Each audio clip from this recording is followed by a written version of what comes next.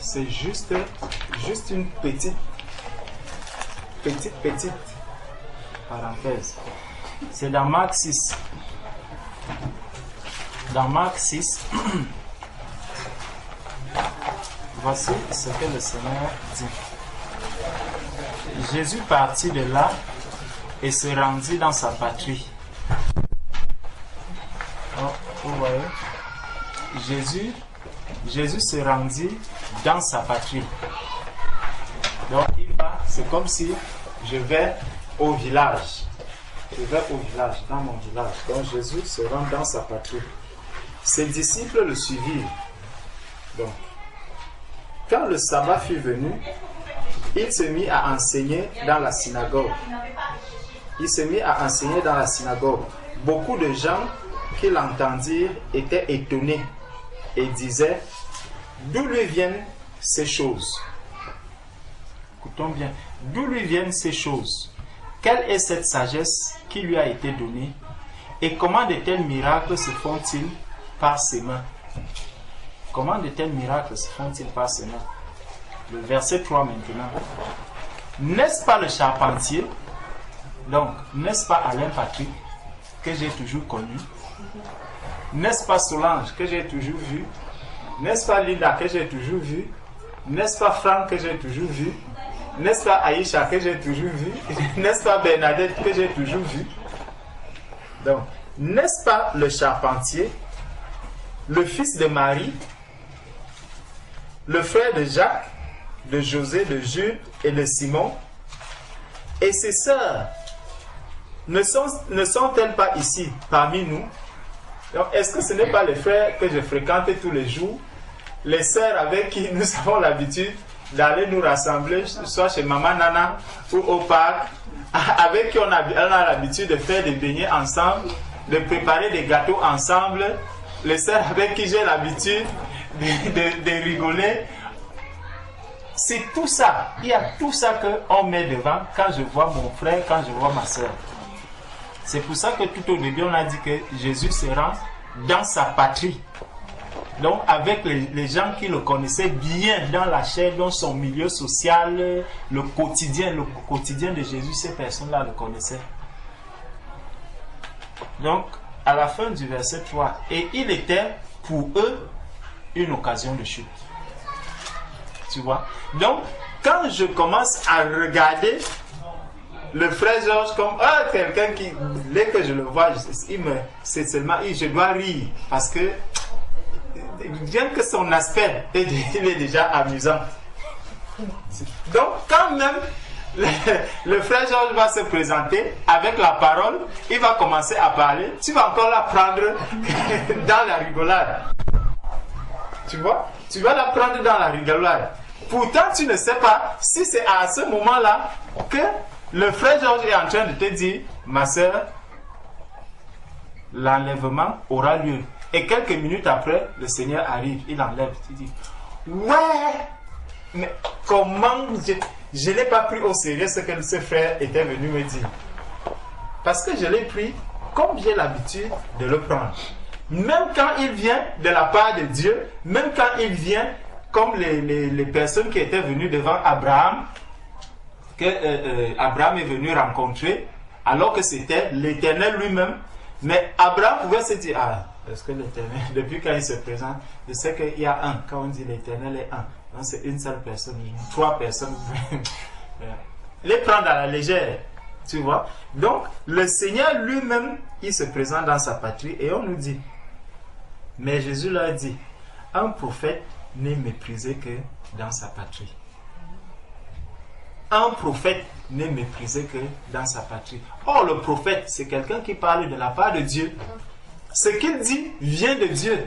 Et si ça vient de Dieu, ça veut dire que la parole de Dieu nous dit, la parole de Dieu qui est sortie ne retourne à lui qu'après avoir accompli ce pourquoi elle est descendue. Donc, quand le prophète va se retrouver là, on va le mépriser. Cela n'empêche que ce qui sortira de sa bouche aura un effet. Donc, si vous le méprisez et vous prenez à la légère ce qu'il aura dit, tant pis pour vous. Cela n'en demeure pas moins qu'il reste prophète. Amen. Donc, le Seigneur dit, mais Jésus leur dit, un prophète n'est méprisé que dans sa patrie, parmi ses parents et dans sa maison. Dans sa maison. La question, c'est qui habite la maison? C'est la famille. Donc, c'est les frères et sœurs qui sont dans la même maison. Et le Seigneur nous dit que c'est dans cette maison que le prophète est méprisé. Amen. Vous voyez? Quand vous voyez un homme de Dieu qui veut absolument qu'on le respecte, qu'on le fasse ceci, non. La parole de Dieu doit s'accomplir. On doit mépriser le prophète dans sa maison. Et pour que tu ne sois donc pas humilié, non, le Seigneur t'appelle aussi à te rabaisser pour que vous soyez tous au même niveau. Si tu essaies de t'élever, non, le mépris va se faire voir. Donc autant mieux, je reste dans la masse, je me fonds à la mêlée. Et là, on ne saura pas que, ah voilà, c'est celui qui apporte la parole là, c'est le prophète, c'est le pasteur, c'est elle. Non. Vous vous fondez dans la masse, quelqu'un arrive, ah oui, frère tel, gloire à Dieu. Parce que si tu arrives, c'est lui, non, taisez-vous, c'est lui déjà. Maintenant, quand le mépris va arriver, tu vas dire, non, pourtant, si le mépris arrive alors qu'on te connaît simplement comme un frère, tu es là. Donc, le Seigneur nous dit que c'est dans sa maison que ces choses se passent. Et il ne put faire là aucun miracle, si ce n'est qu'il imposa les mains à quelques malades et les guérit. Tu vois? Donc, si nous prenons toujours nos frères, nos sœurs par rapport à la chair, cela peut nous jouer beaucoup de tours. Tu vois? Et ça, dans le monde, il y a un proverbe qu'on dit, trop de familiarité engendre le mépris.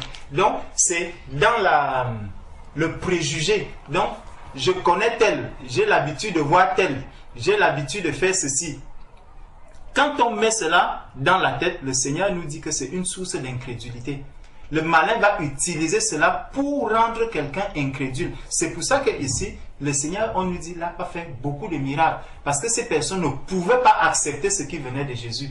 Rien de bon ne peut venir de Nazareth. Vous voyez? Donc, parce que je connais tel, j'ai l'habitude de voir tel, j'ai l'habitude. Donc, même quand Alain Patrick a dit quelque chose, c'est Alain Patrick que j'ai l'habitude de voir. C'est Gabin que j'ai l'habitude de voir. C'est le frère que j'ai l'habitude de voir porter les chaises. Mais tu ne sais pas qu'en ce moment même, le Seigneur est aussi en train de l'amener au-devant de toi. Cet instrument qui était vil, qui n'est pas considéré par le monde. Si toi aussi tu ne le considères pas, toi qui es enfant de Dieu, là le Seigneur te met en face de lui et il te dit, c'est lui, c'est de lui là que va venir maintenant la solution. Je peux tout de suite faire la rectification. Non, je ne dis pas que c'est comme ça. C'est juste, ce n'est pas par rapport à toi. Tu comprends? Oui, mais quand même, il faut que je fasse la rectification.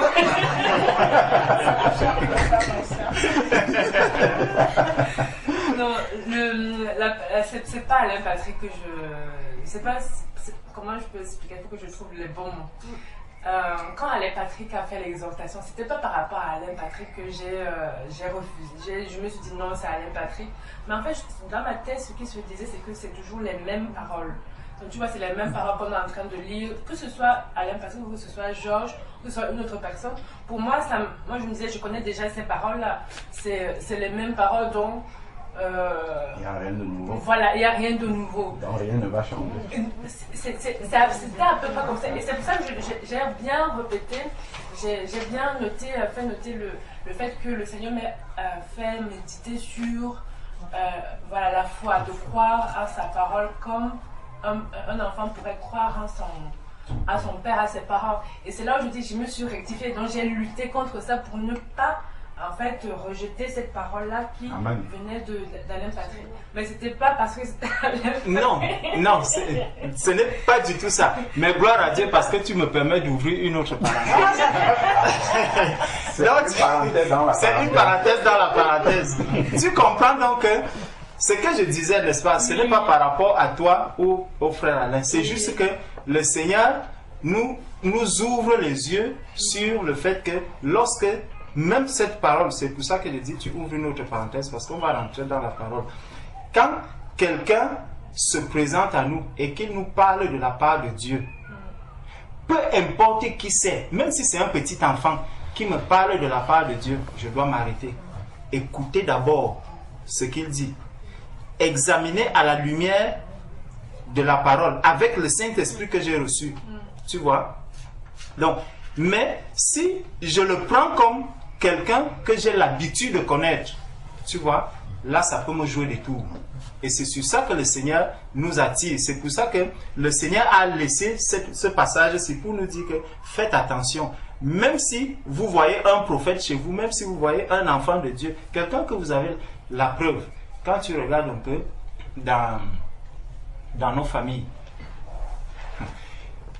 dis à mon propre père que Georges s'y peut donner une parole que quelqu'un va entendre, écouter, et la personne dit que ah, ce frère-ci vraiment, j'ai été édifié. Il va te dire non. Parce qu'il me connaît, il sait que c'est son enfant, donc rien de bon ne peut venir de celui-ci. Pour vraiment m'aider même spirituellement, rien de bon ne peut venir de lui.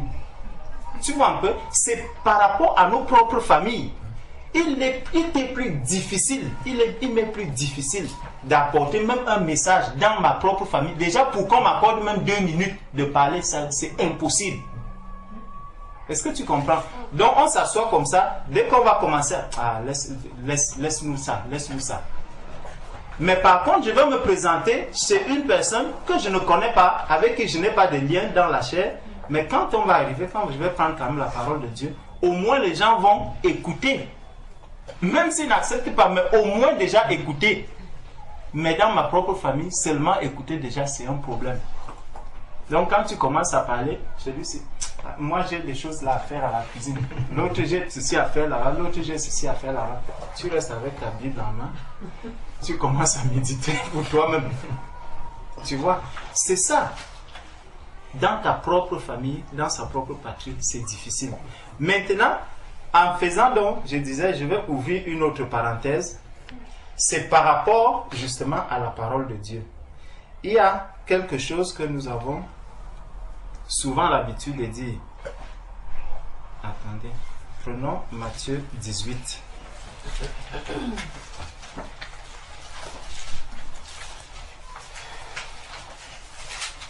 Dans Matthieu 18, au verset 19. Du verset 19 au verset 20. Le Seigneur nous dit, la parole de Dieu nous dit, je vous dis encore que si 2 d'entre vous s'accordent sur la terre pour demander une chose quelconque, elle leur sera accordée. Verset 20. Car là où 2 ou 3 sont rassemblés, à mon nom, je suis au milieu d'eux. Tu vois, là où 2 ou 3 sont rassemblés, à mon nom, je suis au milieu d'eux. Donc, si je te pose la question de savoir maintenant, lorsque les catholiques se rassemblent, ils se rassemblent au nom de qui? Jésus. Au nom de Dieu.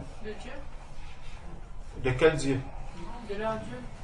De quel Dieu? C'est la Vierge Marie. Enfin, ils ont aussi les statues de Jésus et tout ça. Donc, ils se rassemblent au nom de Jésus. Oui. N'est-ce pas?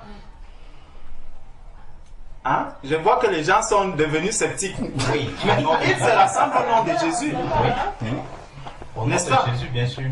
Bon, quand vous arrivez chez le marabout, il y a certains marabouts qui utilisent la Bible. N'est-ce pas? Vous êtes rassemblés, la Bible est là. Vous vous rassemblez au nom de qui? C'est au nom de Jésus. Mais pourquoi on n'arrive pas à répondre? C'est au nom de Jésus qu'on se rassemble.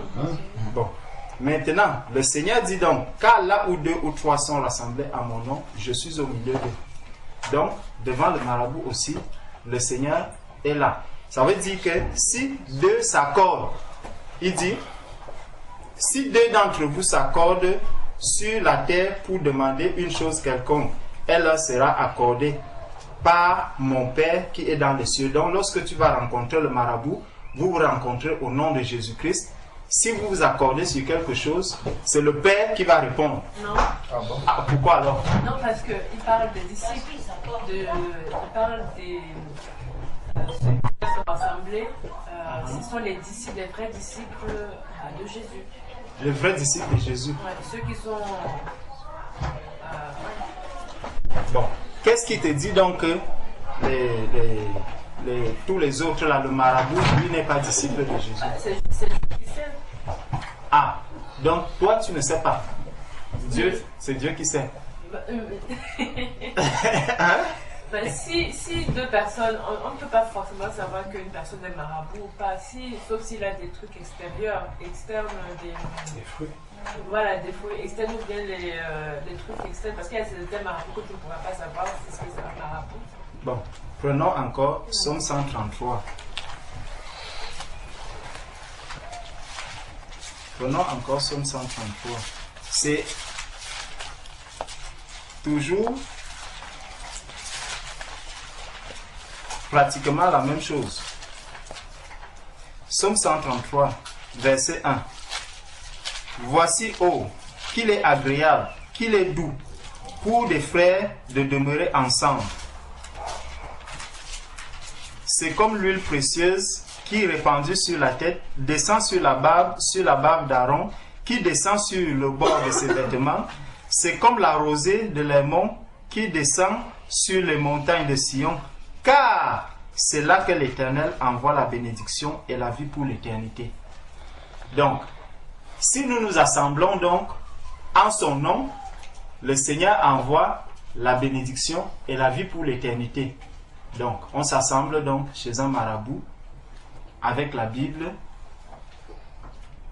Est-ce que la bénédiction du Seigneur arrive? Oui, sœur Aïcha.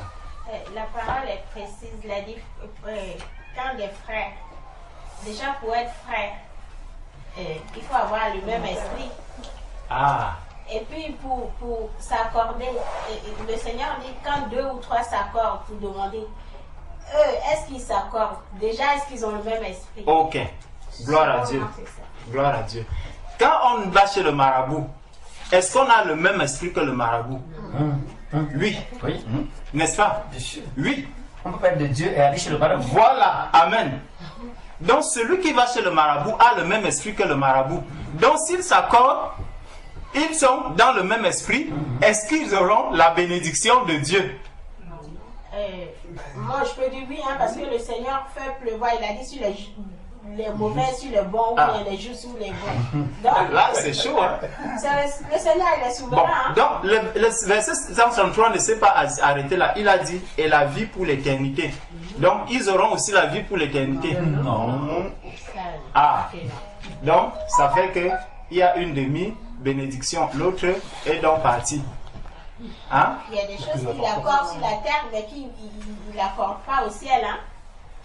Est-ce que tu crois? Satan aussi bénit, hein, ses enfants. Bon. Ah oui, c'est ça. On a Voilà. Voilà.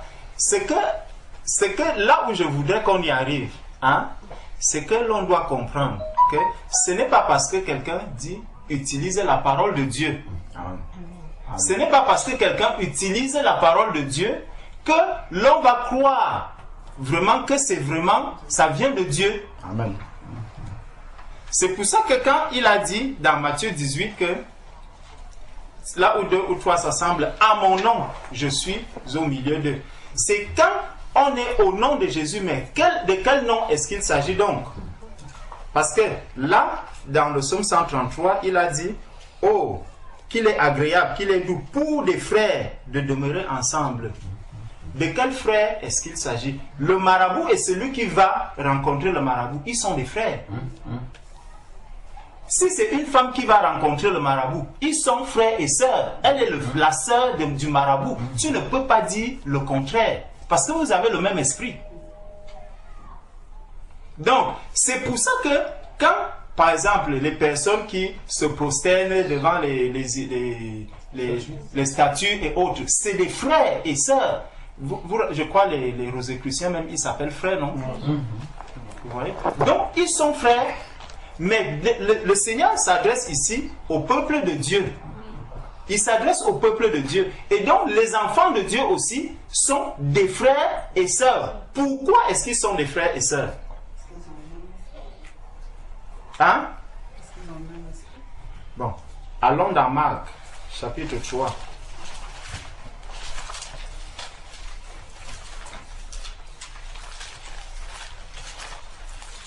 Marc, chapitre 3, au verset 33.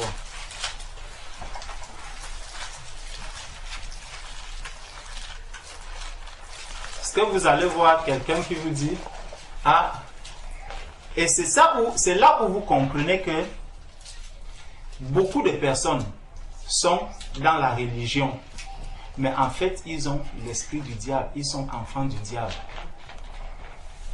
Parce que quand quelqu'un va vous dire, il est enfant de Dieu, mais dès qu'il sort d'un lieu où il était adoré le Seigneur, tu le revois dans la présence du marabout et parfois avec la même Bible. La Bible qu'il a utilisée quand il était en train d'adorer le Seigneur là-bas, où on lui a sorti le message de Dieu est saint, Dieu est saint, Dieu est saint. Il revient avec la même Bible devant le marabout. C'est cette même Bible qu'on va utiliser. Comprenez qu'il y a un problème. De quel esprit donc est animée cette personne? Il est véritablement le frère du marabout. Parce que le Seigneur a dit que tu ne peux pas servir deux maîtres.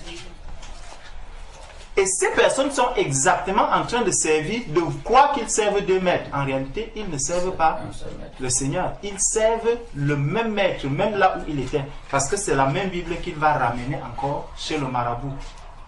Dans Marc, chapitre 3, à partir du verset 30, bon, prenons le verset 33. Non, commençons au verset 31 même, pour qu'on essaie de comprendre. Suivant sa mère et ses frères donc de Jésus, qui se tenaient dehors, l'envoyèrent appeler. La foule était assise autour de lui, et on lui dit, voici ta mère et tes frères sont dehors et te demandent. Et il répondit, qui est ma mère et qui sont mes frères?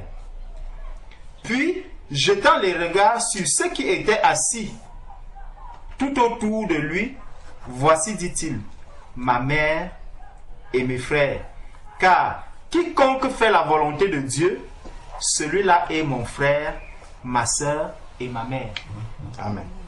Vous voyez? Donc c'est celui qui fait la volonté de Dieu qui est mon frère, qui est le frère de Jésus, qui est la sœur de Jésus. Ça veut dire que si je fais la volonté de Dieu, toi aussi tu fais la volonté de Dieu, nous pouvons dire que nous sommes tous frères et sœurs. Parce que nous sommes tous aussi frères de Jésus. Amen. Vous voyez? Donc c'est donc aux frères de Jésus et à ses sœurs que le Seigneur dit que ici qu'il est doux, qu'il est agréable pour des frères. Donc ceux qui acceptent le Seigneur, ceux qui font la volonté de Jésus, de Dieu, ceux qui cherchent à plaire à Dieu, c'est à ceux-là que le Seigneur va dire ici que c'est là qu'il accorde la bénédiction et la vie pour l'éternité. Donc ce n'est pas une partie, ce n'est pas seulement la bénédiction et il laisse la vie pour l'éternité, non, c'est qu'il donne la bénédiction et la vie pour l'éternité, les deux ensemble. Donc, on revient donc ici dans Marc 18, où on demandait que car là où deux ou trois sont rassemblés en mon nom, je suis au milieu d'eux. Les catholiques, ils se rassemblent au nom de Jésus. Celui qui va rencontrer le marabout et à qui le marabout va lui dire qu'on va prendre aussi la Bible, ils se rassemblent aussi au nom de Jésus. À tel autre, ils se rassemblent au nom de Jésus. Allons dans Apocalypse 19.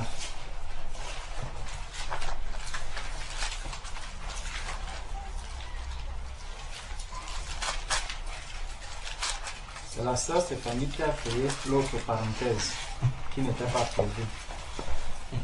C'est la parole de Dieu. Donc au verset 19, à partir du verset 11, il est écrit: Puis je vis le ciel ouvert, et voici parut un cheval blanc. celui qui le montait s'appelle fidèle et véritable, et il juge et combat avec justice. Ses yeux étaient comme une flamme de feu, sur sa tête étaient plusieurs diadèmes. Il avait un nom écrit que personne ne connaît, si ce n'est lui-même. Et il était revêtu d'un vêtement teint de sang. Ça, Stéphanie, tu peux lire la suite.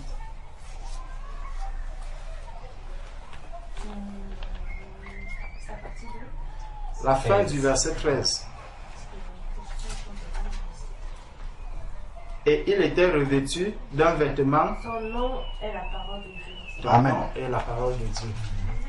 Donc, c'est ceux qui se rassemblent au nom de la parole de Dieu. Donc, si nous nous rassemblons et que nous partageons la parole de Dieu, donc la véritable parole de Jésus-Christ, donc la vérité, Jésus a dit, je suis le chemin, la vérité, la parole qui donne la vie éternelle. Tu vois, c'est ceux qui sont rassemblés au nom de la parole de Dieu.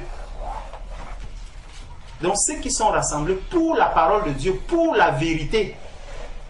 C'est à cela qu'il dit que, car là où deux ou trois sont rassemblés, dans la parole de vérité, je suis au milieu d'eux.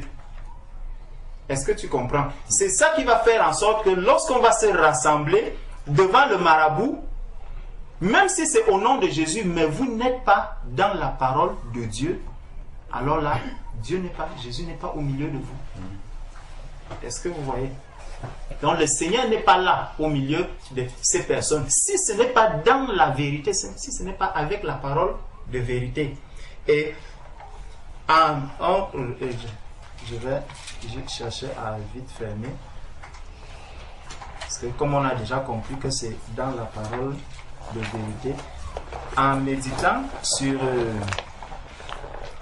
Exode, en méditant dans Exode, c'était Exode 20. Dans Exode 20, il y a justement cela qui ressort.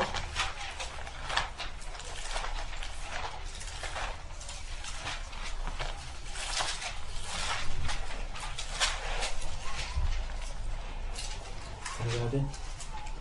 Le Seigneur dit, vous ne ferez point, Exode 20 verset 23, pardon. Exode 20 verset 23. Le Seigneur s'appelle au peuple d'Israël et il a dit, vous ne ferez point des dieux d'argent et des dieux d'or pour me les associer. Vous ne vous en ferez point. Quand on lit cette parole, ça peut encore nous demander, mais pourquoi est-ce qu'il parlait des dieux d'or, des dieux d'argent? Si nous prenons Jean au chapitre 1, Jean chapitre 1 verset 1, que tout le monde connaît. Au commencement était la parole était avec Dieu, la parole était Dieu. N'est-ce pas? Donc, quand le Seigneur parlait des dieux d'argent, de quoi est-ce qu'il est en train de parler? La parole est Dieu. Maintenant, les dieux d'argent, c'est l'évangile de la prospérité. Est-ce que vous voyez? C'est de l'évangile de la prospérité que le Seigneur est en train de parler là dans Exode 20. Parce qu'il dit, vous n'allez pas me faire des dieux d'argent, des dieux d'or. Qui fait ces dieux d'or et ces dieux d'argent? C'est le peuple que Dieu a appelé à lui. C'est pour ça que dans les assemblées aujourd'hui, vous allez voir l'évangile de prospérité arriver. Ça arrive. C'est des dieux d'argent qu'on est en train d'élever aujourd'hui devant le Seigneur. C'est tout ça, la prospérité, l'argent. Vous entrez, vous allez voir des corbeilles alignées, plein la vue. Quand vous entrez, vous voyez de l'or partout, la maison est dorée. C'est tellement beau. C'est des dieux d'or, des dieux d'argent qu'on est déjà en train d'élever devant le Seigneur. Donc, le Seigneur dit, là, ce n'est plus au nom de Dieu, ce n'est pas au nom de la parole de Dieu, la parole véritable. Il faut pouvoir la scruter.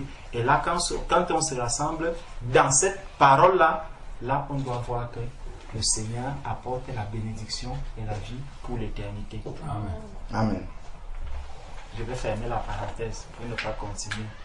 Que Dieu vous bénisse. Amen. Amen. Amen. Gloire au Seigneur. Merci frère Georges, que le Seigneur te bénisse. Par rapport à ce que tu as dit, si quelqu'un te donne une parole, ne regarde pas à la personne, mais regarde que c'est le Seigneur qui donne. La sœur Solange, mes sœurs, elles étaient venues au moins une semaine avant que je me retrouve à l'hôpital, mais la sœur Solange avait un message du Seigneur pour moi. Et le message m'a vraiment fortifié, ma sœur, parce que après ça, tout ce qui est arrivé, j'étais accrochée qu'au message, que ça m'a aidé à traverser tout en regardant pas à gauche, à droite, mais j'étais accrochée à cette parole que le Seigneur avait donnée pour moi. Donc vraiment, c'est la vérité ce que tu as dit. Amen.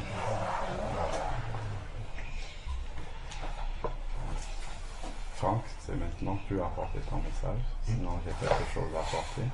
Ouais.